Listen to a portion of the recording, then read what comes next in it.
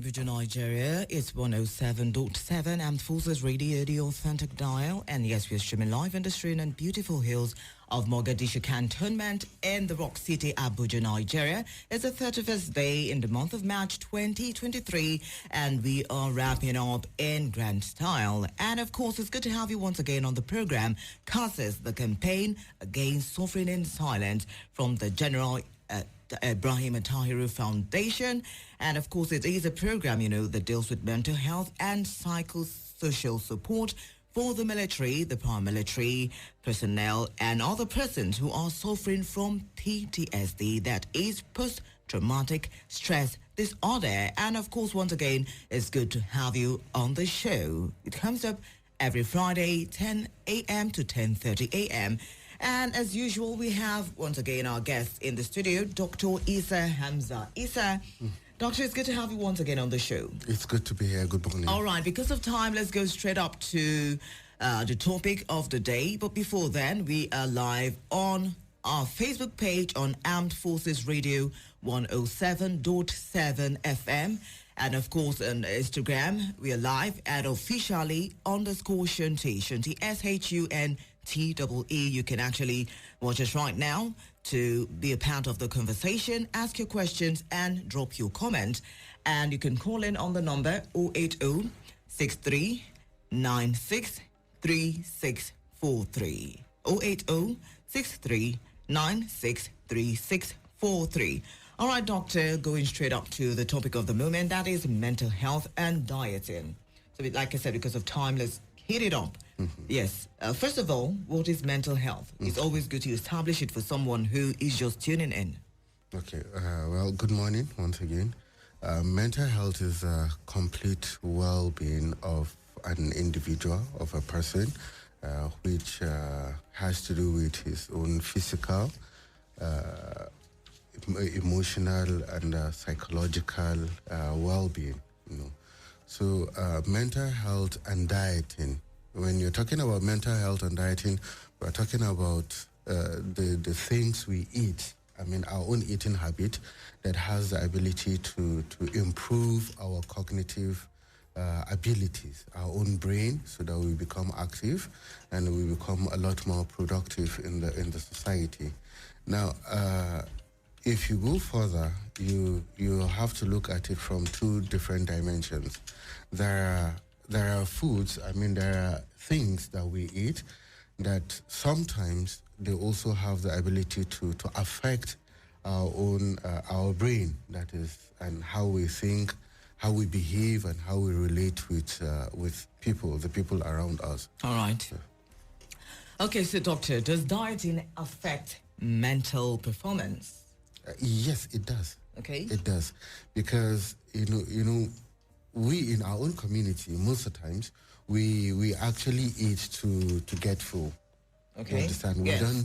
We don't consider the nutritional contents and the nutritional values. Yeah. And it is also interesting for you to know that the brain tends to absorb the highest amount of food, the food energy that you consume. Yes. So, like, let's say 55 to 60% of the food you eat that has been converted into energy, it goes to the brain.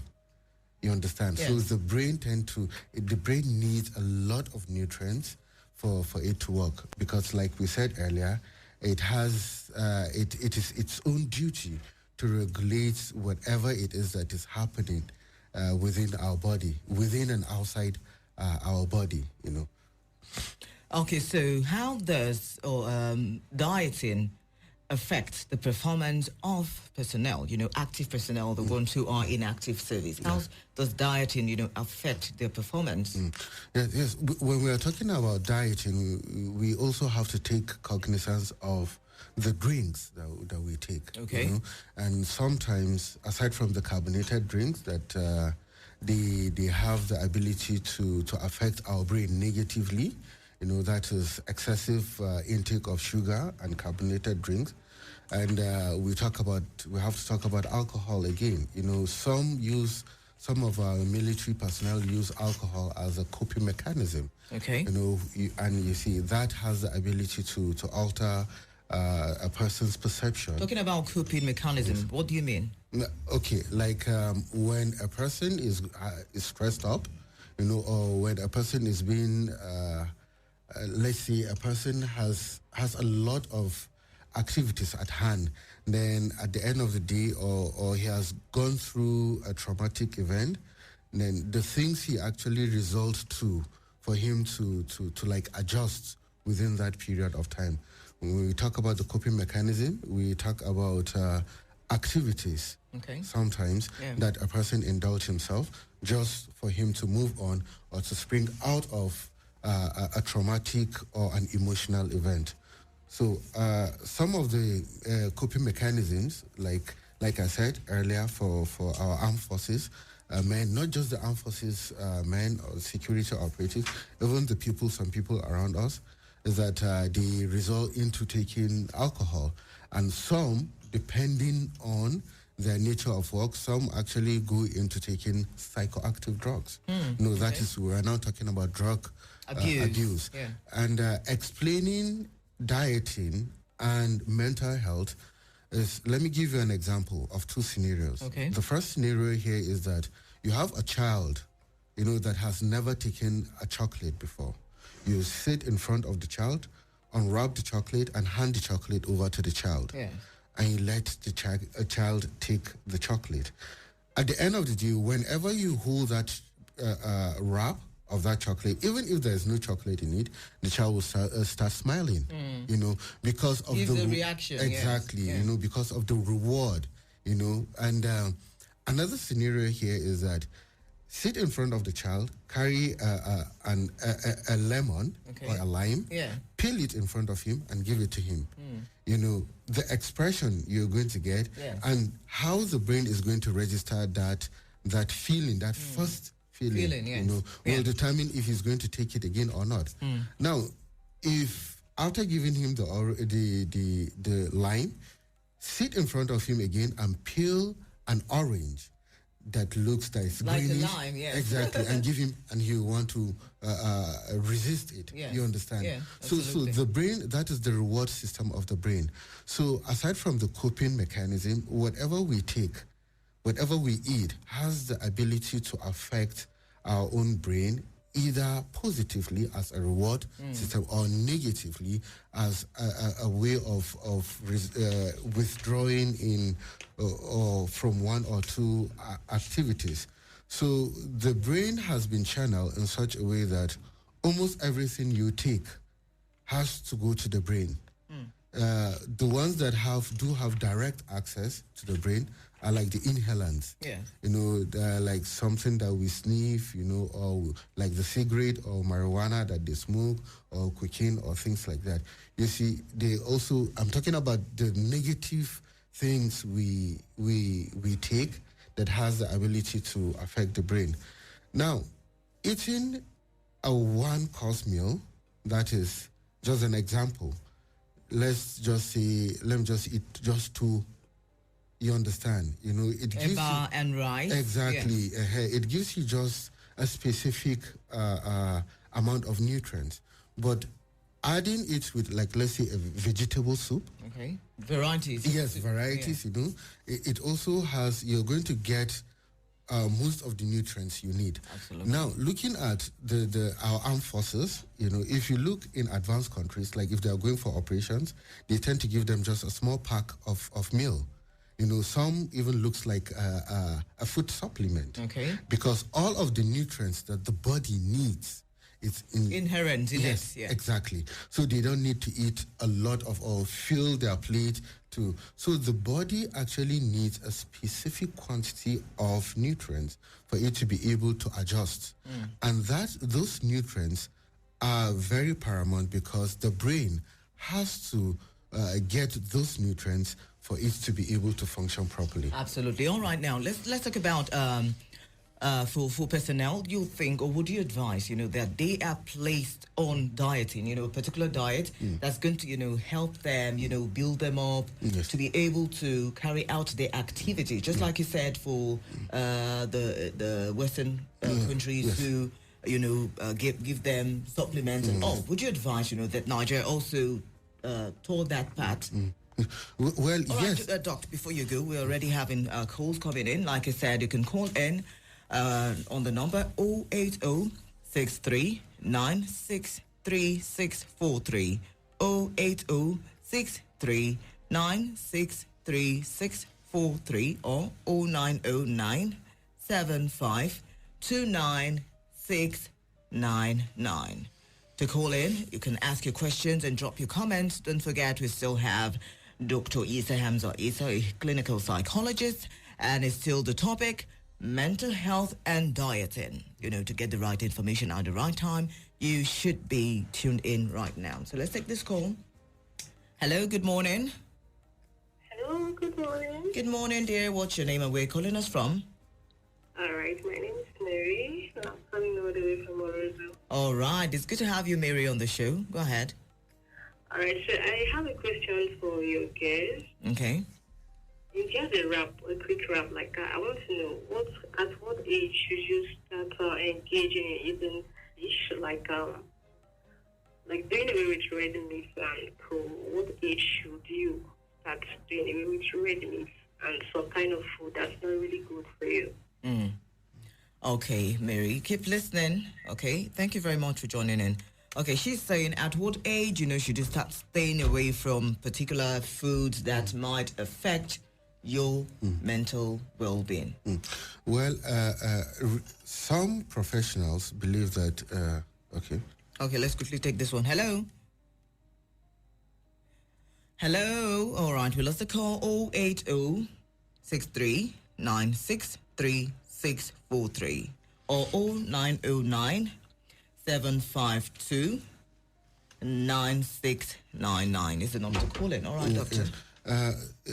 Some professionals believe at an early stage, that is starting with the duty of the parents, Okay. to look into the things they give you, like let's say too much of sugary things, chocolates, and binge eating. Like whenever he wants this, you give it to him, Yeah. And some professionals actually believe that it is safe for a child or a person to start dieting at the age of 10 or 13.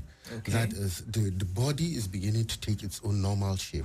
That is, for a lady, her normal curves are beginning to come out. For the man, yes. For Masculinity. masculinity, yes. So it's beginning to set in. So the brain will need a lot of nutrients for it to secrete the hormones that are responsible for shaping the body to become what it actually should be and how it's supposed to look like. So I will actually I prefer going for the latter. That is the school of thought that agrees that you start from the age of 10 and to 13, because at that stage the body, like what I said earlier, the body is trying to pick what it needs. But starting it from an early stage, from the cradle stage, it's good because the child won't actually, you have this cases of children having bad tooth and things like that, and being hyperactive, according to some scholars. Yes. But that is the trial phase for a child. From that time, the child has started eating to age 7. The child is experiencing different tastes. You understand? Yeah. The taste, some things that he's eating are stimulating the taste buds. You get it? Yes. And so that is when that is the period that the child will start selecting. Okay, I'm allergic to this. If I eat this, I will be puking a lot. If I eat this, so from that period to like the age of 10, the child might have known, okay, this food is not good for me, this one is not good for me. Then based on the category, the class, the category of the food that he feels or the child feels is good for him, then he is going to design his own dieting that will also help that will suit and improve his mental capacity. All right, don't forget we are live on Facebook and Armed Forces Radio 107.7 FM. Like I said, you can ask your questions and drop your comments. And the topic still remains mental health and dieting. Yes, mental health and dieting. All right, a quick one, Doctor. What is the relationship between eating and mental health. Yes, because, our last caller just asked that question, at what age you start dieting and all. So what's the relationship, Yes, the relationship here is that the activity you indulge yourself in, like for people who who are into heavy lifting, or let's say like for our military personnel or security operatives, there are specific diets that are very let's say advisable for them to go into. I also want to use this opportunity to give the Nigerian military a credit, because they also have nutritionists and dietitians in their own settings. All right, but the question here is, our own personnel, do they actually reach out to them? Do they adhere? Exactly. Okay. Do they adhere to or go for professional advice or things? Because they are there for them. They've been employed by the military to provide that service for them. You understand? Yeah. So in that case, the activity will also determine your nature of dieting. That is number one. The second thing here is that it is very important because, like I said earlier, whatever the brain is it's like the powerhouse of the body, So it consumes a lot of energy. You understand? Absolutely. Yeah. So whatever you take in, you get your own energy from your food, the food you take. It will be converted into whatever it is. Then it goes to the brain. A vast majority of that goes to the brain. So you can see that will, just an example now.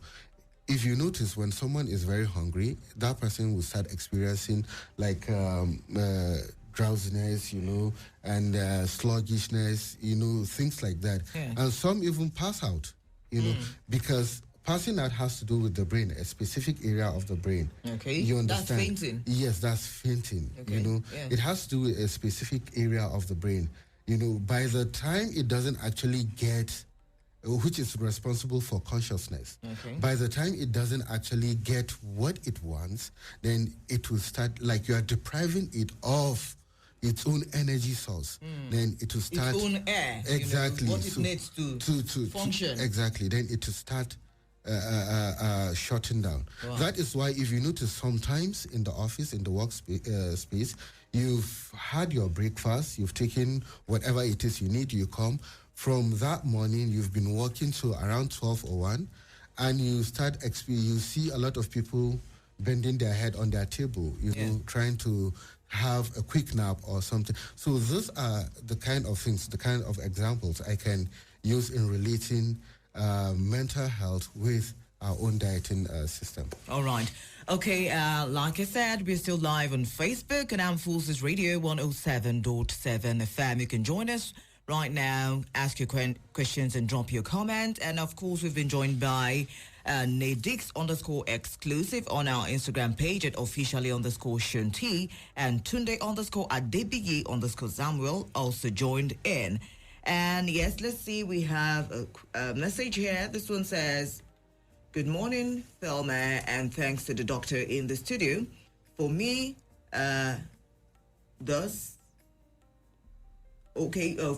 this dieting affects the brain."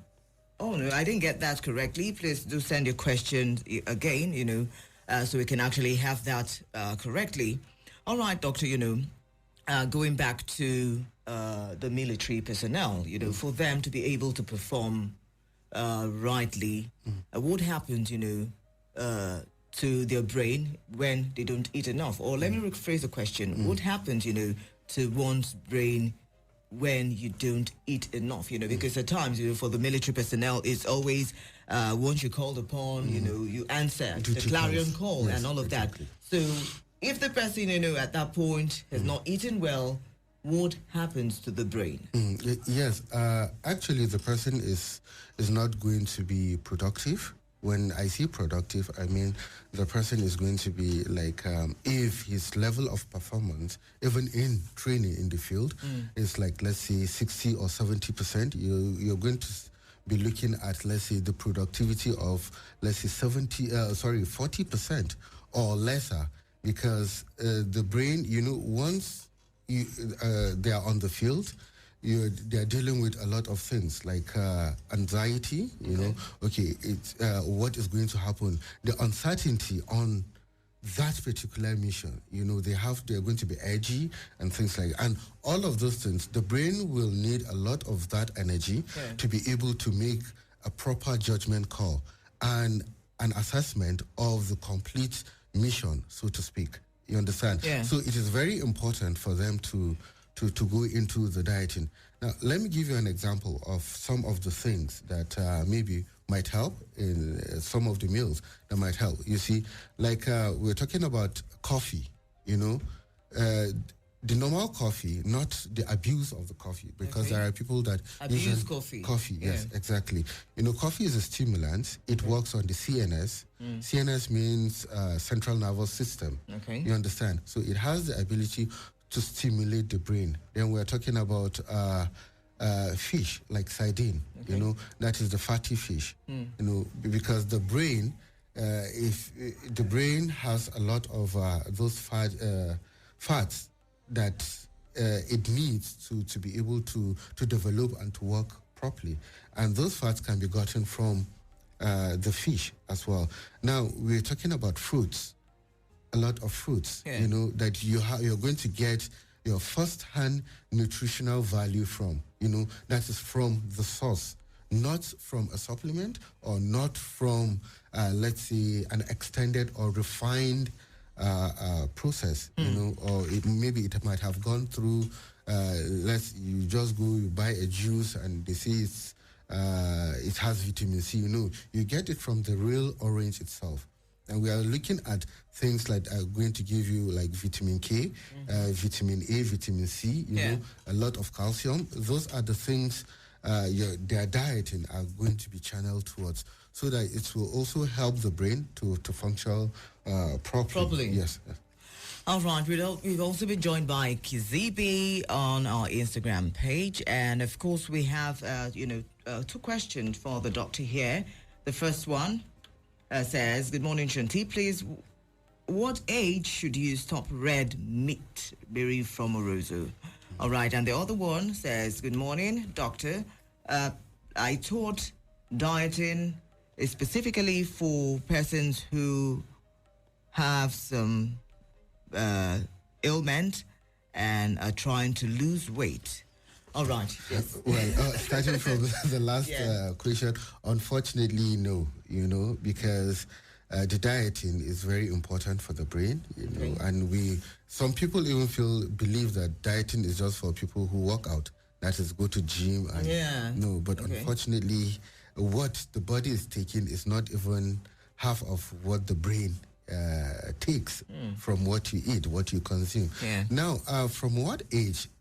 Ideally, if I am to give my own advice, I would say a person should cut red meat, not cutting completely from the age of 25. You know, from the age of 25, because you start reducing gradually. That is, you have like from that time to the age of 30 or 35 to train yourself to master the art of saying no to suya. You know, no to a lot of things. You know, and yes to a lot of fish. Wow. You know, yes to chicken. a lot of chicken, you know, shrimps, you know, all of the seafoods, a lot of it.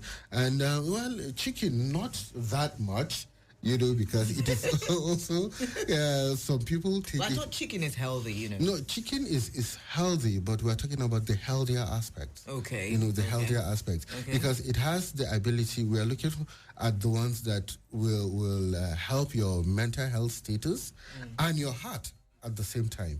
You know, because at that age, you are expected to go, let's say, within the age of 30 to 35, you are expected to have at least 10,000 steps per day. You understand? And when a person is eating a lot of red meats, you know, you are talking about the heart now. You understand? And it's going to overwork the heart. And you're talking about a lot of things that are... So I will advise the person to start reducing the intake of red meat from the age of 25. From the age of 25, Yes, Mary, I'm sure you heard that, start cutting red meat, and OMOPS also start cutting red meat from the age of 25. It helps you to lead a healthy life, and your mental health, will be top notch. All right, Doctor, we'll be wrapping up shortly. We have very few minutes, but we have some questions coming up from our Facebook page. And yes, let's see if we can actually take them. And then by next week, you'll be treating the questions. Then we go straight up for the topic for next week. Right, like I said, for those who called in and sent in the text messages, we say thank you very much. And of course, yes, just before we wrap up, let's take the question. This one from Robinson Adewale. Please, supplement and natural with one is someone better to use for a mental body from Norway. All right. Okay, he's trying to say, is supplements good? And does it help, in your, mental health? Yes. Yes, supplements is good, but preferably you go for the natural source. That is, you buy the real fruits, you wash them, you take care of them, and you are sure of getting a 100% nutrition, the nutrients. Okay, and of course, yes, is a wrap on the show. No more calls and no more messages. Doctor, your final words, especially for the military personnel, on how to, diet to have, a perfect mental well-being. Well, my final words will be to encourage them to go and see the professionals in their own settings, so that they will have more insight. They'll be given more insights on how to go into dieting and take care of their mental health, and to be a lot more productive to secure our community properly. All right. Thank you so much, Dr. Hamza Issa, for coming on the show once again. And thanks to all those who called in, joined in our Facebook page, and of course on our Instagram live. We say thank you very much. To keep it to date, same time, same station, next week, Friday, 10 a.m. to 10:30 a.m. on the program CASIS, the campaign against suffering and silence. I remain your host, Thelma Okokun. Have a good Friday. Are you paranoid or dealing with self-destructive behaviors such as sleep disorder?